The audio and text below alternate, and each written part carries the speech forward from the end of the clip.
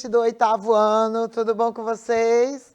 Eu sou a professora Vilma, sou professora de artes daqui da Escola Digital. Vamos fazer hoje uma aula bem legal, estamos chegando ao final do ano, né? Vamos fazer uma aula sobre canto coral. E a gente tem aqui a professora Gine. Fala aí, Gine, com eles. Bom dia! Como é que vocês estão, pessoal? E temos a Adriele fazendo a tradução para Libras, para a nossa aula ficar assim mais inclusiva, mais ampla. Bora lá. A gente vai falar sobre canto coral. Então, a gente está na área da música, tá, gente?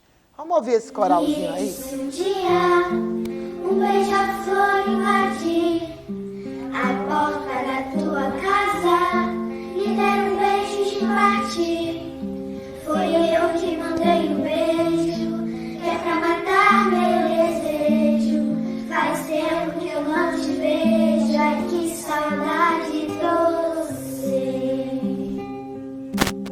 Se um dia você se lembrar, escreva uma carta pra mim, bote logo no correio, com a frase dizendo assim: faz tempo que eu não te vejo, quer matar meu desejo, te mando um monte de beijo, ai que saudade de sempre. Lindo, né? É sempre lindo as crianças, né, cantando. Muito fofo. Bora lá, gente. A gente vai falar sobre canto coral, mas vamos dar uma lembradinha rápida, bem rápida mesmo, sobre os elementos da música.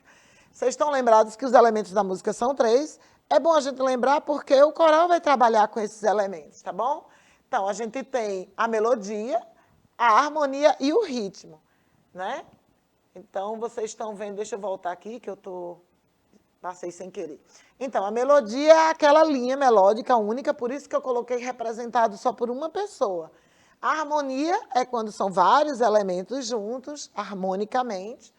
E o ritmo eu representei pelo maestro, que é aquele que vai dar o tom da música, né? Que vai dizer se ela é mais rapidinha, se ela é mais agitada, mais calminha, né? Então, o maestro faz esse papel, aí no caso do coral. Vamos andando, que a gente tem muita coisa para ver. Então, lembram também que a gente falou sobre as fontes sonoras? No caso aqui do coral, a gente vai usar como fonte sonora a voz humana, tá? O coral é essa forma de música, não é, feita através do canto. Vamos ver um pouquinho mais, um pouquinho sobre a voz, né? O que é isso? Parece até bobagem dizer assim, viu? Voz, o que é isso? A voz não é só esse som que sai pela nossa boca, não, gente. Ele é isso, mas ele tem vários significados e várias representações. Gine, tem alguém aí na aula, Gine? Sim, tem sim. A Maria falou que eles são fofos, né? O Cássio falou que eles cantam melhor que ele. Pois é. Mas eles treinaram, né? Se ele treinar, ele consegue lógico, também. e tem um maestro aí para Não né, é? dar Para essa dar essa indicação, ajudinha. essa ajudinha. Bora falar um pouquinho aqui da voz, né? Eu estou correndo um pouquinho, porque essa aula tem muito conteúdo. Vamos lá. Então, gente, a voz é esse som que a gente emite, né? Ele tem 3 aspectos básicos, né? Pode ter mais, mas eu foquei nesses 3, que são os aspectos sociais, porque a voz, embora ela seja da pessoa, esta pessoa está inserida dentro da sociedade. E a voz é uma relação, né? A gente não fala por falar, a gente fala para alguém que vai ouvir, com quem a gente vai interagir. Então, a voz ela tem esse caráter social, fisiológico, né? Que é a questão do corpo, da estrutura, e os aspectos pessoais e psicológicos que aparecem também na nossa voz. Então, já adiantei um pouquinho, né? E do ponto de vista fisiológico, a voz humana resulta de um som produzido pela passagem do ar, pelas pregas vocais ou cordas vocais, né? E esse som passa por essas pregas e depois ele encontra aqui na nossa boca uma caixa de ressonância para que ele possa ter um volume. Esse é o lado fisiológico. Mas temos o lado pessoal, né? Cada pessoa tem um jeito de falar e dizer o que está pensando. E isso interfere, inclusive, no lado fisiológico, a forma como a gente fala, ok? Como a gente sente as coisas e como a gente expressa isso através da nossa voz. Então, a gente tem um jeito de falar próprio, mesmo falando a mesma língua, que é muito pessoal, que está relacionado com o nosso jeito de colocar, de impostar a voz, com o nosso vocabulário, com uma série de questões. E temos o lado social da voz, não é? Que está relacionado com as questões de poder, porque voz é poder, gente. Inclusive, essa palavra, ela é associada mesmo ao poder, no sentido social. Né? Quando a gente quer dizer que uma pessoa não tem poder, a gente diz que ela não tem voz. Não é? Existem grupos que não têm poder e essas pessoas elas são silenciadas, elas não são ouvidas. Né? Então, a voz ela também tem esse sentido social e político, né? Porque ter voz é ter poder. Então, vamos pensar um pouquinho sobre isso. Né? Então, bora lá. E a arte? Onde é que entra aí nesse negócio? Né? Então, a gente agora vai entrar para a questão da arte, que aí já vai buscar um outro aspecto da voz que eu não coloquei antes, que é a questão técnica, né? Porque a arte é emoção, a arte é beleza, mas essa emoção e essa beleza, ela precisa ser feita com perfeição, né, Gine? Ela precisa ser bem trabalhada, e aí é onde entra a técnica. Né? Então, os elementos compositivos da voz, que independente da arte a gente vai usar, só que com a arte a gente vai usar melhor, são respiração, fonação, projeção, qualidade, articulação, pausas que a gente precisa fazer, não é? Para dar mais sentido ao que a gente está falando, ritmo e postura. Vocês já tinham pensado que a voz precisa de tudo isso? Então, eu fiz aqui uma tabelinha para a gente entender melhor. Veja, a diferença desses elementos dentro da nossa fala, que é mais livre, e do canto, que já é a arte, já é a técnica. Então, dos parâmetros de fala e canto, você vê que a respiração na fala é natural, enquanto no canto ela é treinada e controlada. Vê aí a diferença. Não é? Quando a gente está falando, conversando no nosso dia a dia, com nossos amigos, né? A gente, com a nossa família, ou mesmo em outras situações, a gente não está preocupado como a gente está respirando. Só que um cantor, ele tem que se preocupar com isso. Ele tem que pensar em como ele vai respirar para que o ar não falte no meio da nota e ele fique lá boiando. Né? Já pensou? Ficaria horrível. Pensado, treinado. Então, a respiração no canto ela é controlada e treinada, enquanto que na fala ela é natural. Se a voz faltar, assim, ninguém vai se importar com isso, né? Quando eu estou falando, me comunicando. A fonação também ela é regular, enquanto que no canto ela vai trabalhar as extensões, né? Quando ele vai projetar a voz. Fonação é isso, é a forma de projetar a voz. Quando a gente está falando, a gente está mais levado pela emoção, né, da fala, pela necessidade de comunicação. Mas no canto, não. No canto, ela tem que ser controlada, ela tem que ser pensada, né? Ela é escolhida. Então, a qualidade também é neutra na fala, no canto ela tem que ser estável. Um artista não pode cantar bem num dia e mal no outro. Né? A qualidade do canto dele tem que ser sempre estável, ele tem que manter a qualidade do que ele faz. Okay? A projeção, né, é equilibrada, no caso da fala, mas no canto ela é mista. Ele tem que cantar, que projetar a voz no peito, que é a questão respiração, e na cabeça, que é a fonação.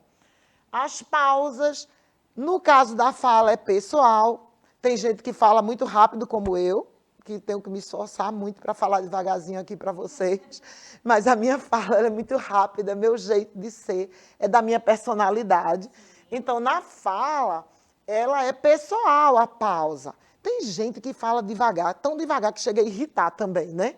Pessoas que falam muito rápido, como eu, às vezes também são irritantes. Mas gente que fala devagar demais também, às vezes, é um pouco irritante, né? No caso do canto, ela é definida pelo maestro, pela música, pela estrutura musical. Então, não é só o artista que decide as pausas. A música tem a sua própria estrutura e o artista, quando está cantando, ele tem que saber fazer isso aí. Ok? A postura, tá? A postura, no caso da fala, é livre, né? A gente se coloca como a gente quiser, a gente fala sentado, deitado, né? De cócoras, de qualquer posição. Mas quando a gente está cantando, não pode ser assim, tá? Vocês já observaram que os cantores, eles geralmente estão em pé? É muito raro um artista cantar sentado, muito raro. Por quê? Porque quando a gente senta, a gente prende o diafragma, a gente prende, a respiração fica mais difícil. E o artista que vai cantar, projetar a voz, ele precisa ter controle sobre sua respiração, sobre sua projeção de voz, sobre a sua fonação. Então, é muito difícil. Então, tudo isso precisa ele ter uma estrutura, um eixo. Eu vou contar uma coisa para vocês bem divertida, uma curiosidade. Não sei se você sabe disso, Gine. Quando a gente está... Eu fiz coral, já disse, eu não sei se eu já disse a vocês que eu já cantei em coral. E quando a gente está treinando, tem uma brincadeira que o maestro faz, que ele diz que a gente tem que imaginar que está prendendo uma moeda. Você está prendendo uma moeda, você tem que fazer contração nas nádegas. Engraçado. Para você controlar a respiração. Porque, Eu espero que vocês tenham entendido o que eu disse, que eu não vou falar no popular, não. porque contrai o corpo Isso. todo. Entendi. Você tem que imaginar que está prendendo uma moeda. Aí você segura para poder colocar a voz com segurança. É muito engraçado isso. É ótimo, viu? A Amei. articulação na fala. Eu estou muito engraçadinha ultimamente, né? Então, a articulação varia com a emoção, mas na articulação, no canto, ela vai variar com a música, com as notas, com o texto musical, ok? E o ritmo também. Na fala vai ter a ver com o psicológico, né? Com o jeito de ser, com a emoção, com a personalidade de quem fala, mas vai na música, ele vai variar com a música. Então, vocês viram aí nesse quadrinho que eu montei para vocês, como é diferente, né?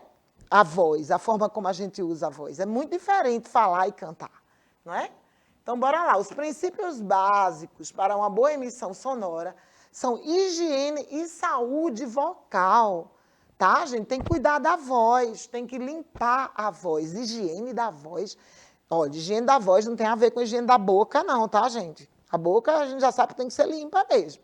Mas a voz também, para que você possa garantir que você não fique rouco, que sua voz não falte na hora que você vai cantar, tá? Então, tem que preservar as cordas vocais. Eita, faltou um azinho ali. Né, de hábitos alimentares ruins, tomar muito gelado, determinados alimentos não são adequados, fumar, né, o tabagismo, bebidas alcoólicas, drogas de um modo geral, ficar pigarreando, fazer isso estraga a sua voz, tá bom? Comidas gordurosas e falar demais. Isso aí é um problema sério para mim. Ninguém fala. Bora lá, eu trouxe aqui uma música que eu acho linda, mas é só o texto, tá, gente? Que tem a ver com o que a gente está falando, porque cantar, né, parece com não morrer. Parece Não é? com não morrer. Eu devia ter trazido essa. Não é? Porque eu lembrei agora dessa música, porque todo mundo, na voz, na palavra da Cecília Meirelles, todo mundo sonha em cantar. Né? É aquele sonho que todo mundo tem. Ah, eu tenho né? esse sonho. Ele diz que ela diz, né? Todos querem ser cantores. Quando a estrela da manhã brilha só no céu sombrio e pela margem do rio vão descendo os carneirinhos como carretéis de lã. Que imagem linda, né? Lindo demais. Então, ela traz nesse poema várias situações, não só essa, eu peguei só um trechinho. Né? Esse texto está no livro Ou Isto ou Aquilo, de Cecília Meirelles. Quem quiser pode procurar, está na árvore de livros esse livro. Ok, gente? Bora lá. E os modos de cantar? Que modos são esses? Né? O canto ele pode variar a altura, de acordo com a melodia e o ritmo que a pessoa canta. A gente já viu essa questão dos parâmetros do som, tá? A altura, quando a gente fala, não é volume, é capacidade, é extensão vocal, é a capacidade de atingir notas mais altas ou notas mais baixas. É chamado de cantor ou cantora, alguns se dizem cantadores, né? A pessoa que canta é chamada de cantor ou cantora. E tem alguns que preferem ser chamados de cantador, tá bom? O cantor que está à frente de uma banda é chamado de vocalista, Os cantores podem ser acompanhados por instrumentos ou a capela. Esses são os modos de cantar, ok? Então, o canto pode ser praticado solo, pode ser em grupo, ok? Duetos, trios, quartetos, duplas, né? Como as duplas sertanejas.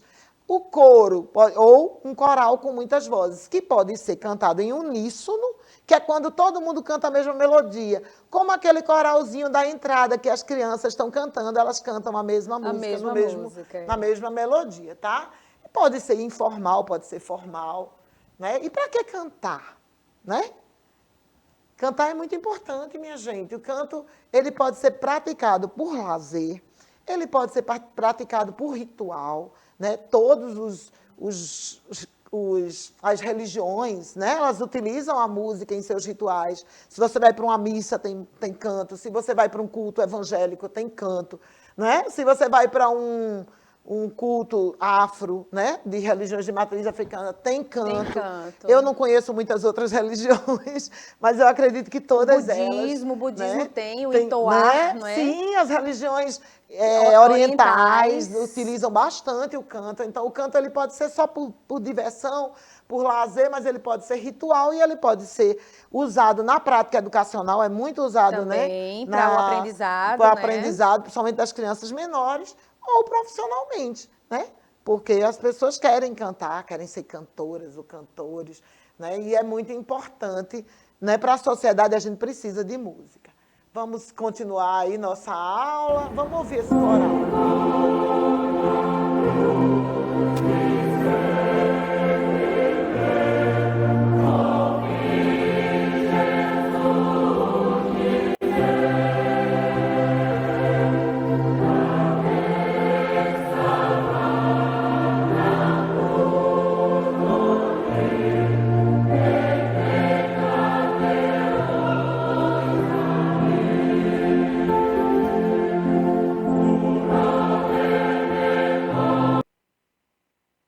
Coral cantando na igreja. Essa igreja esse coral aí não é brasileiro, isso é lá em Angola, na África, ok? Então, isso está presente em todas as religiões, em todos os lugares, como eu já falei.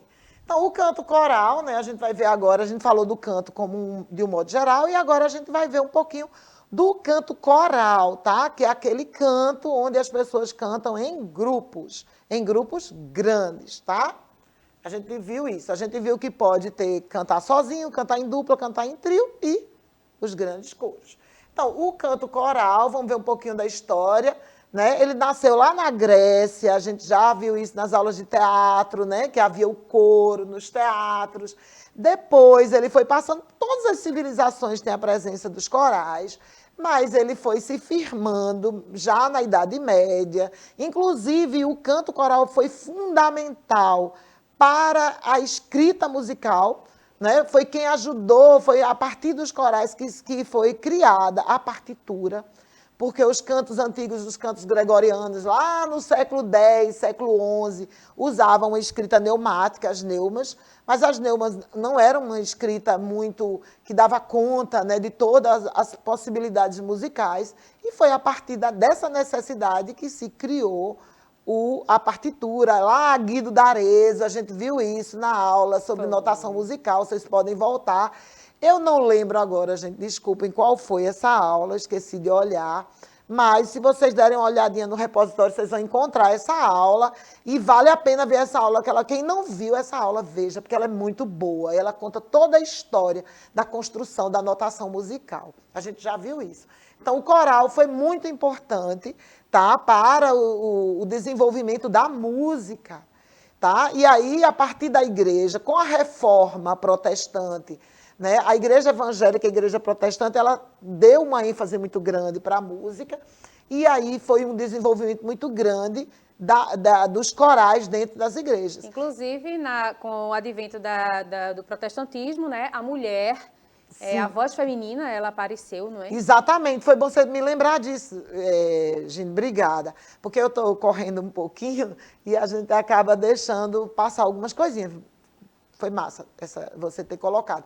Pois é, porque na Igreja Católica, vocês sabem que a Igreja Católica, ela não tem, né, ordenação, né, não sei qual é a palavra correta aí, de mulheres. Então, só existem os monges, os freis, os padres, e as freiras, elas, né, elas têm lá também os seus mosteiros, seus conventos, né, mas elas não têm o mesmo espaço, né, ou não tinham.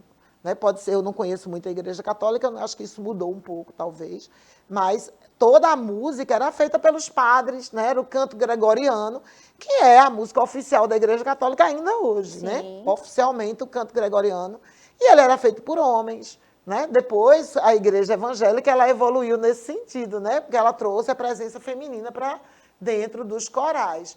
E aí depois disso, minha gente, com o passar do tempo, os corais saíram das igrejas, foram para a sociedade, porque houve essa necessidade, né? O desenvolvimento econômico, as mudanças na sociedade.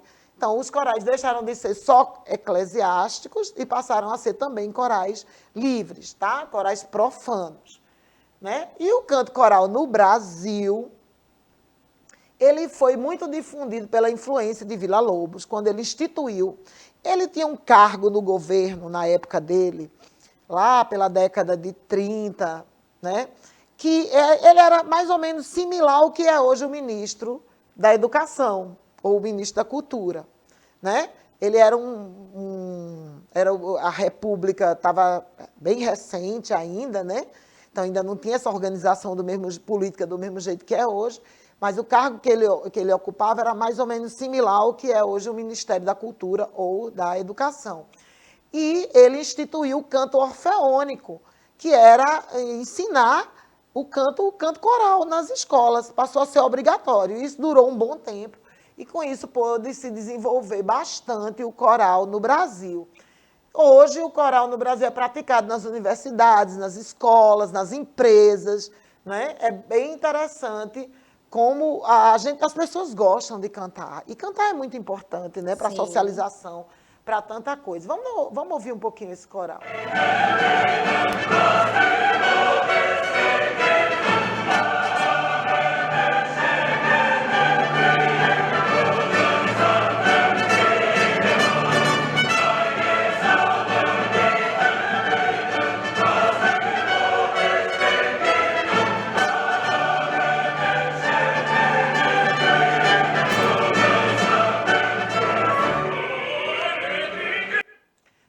Vamos andando mais um pouquinho. Vamos falar agora um pouquinho, a gente viu ali coral belíssimo, né?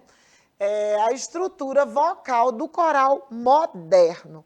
Como é que é o coral hoje? Né? Ele foi mudando ao longo do tempo, mas hoje ele está estruturado desta forma. Né? Existem 4 naipes básicos. Gente, pode haver outros naipes medianos entre esses, tá?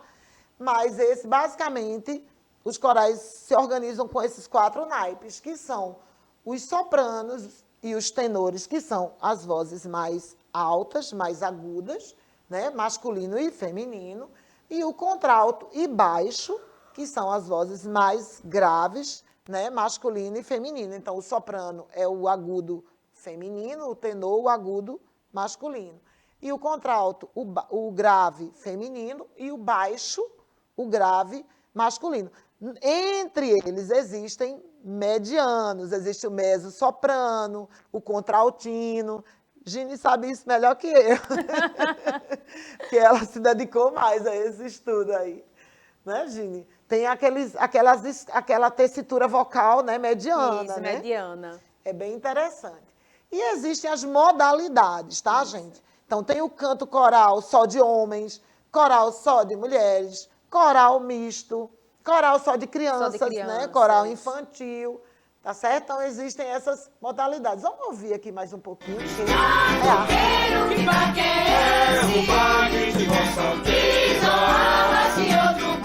Senhor, mas é só tristeza. Cadê leão coroado? Cadê cabelo brilhante? Cadê cruzeiro do forte? Maracatu elefante. Olha o céu, olha o mar, verde mar, de navegar verde mar. Olha o céu, olha o mar, verde mar, de navegar verde mar.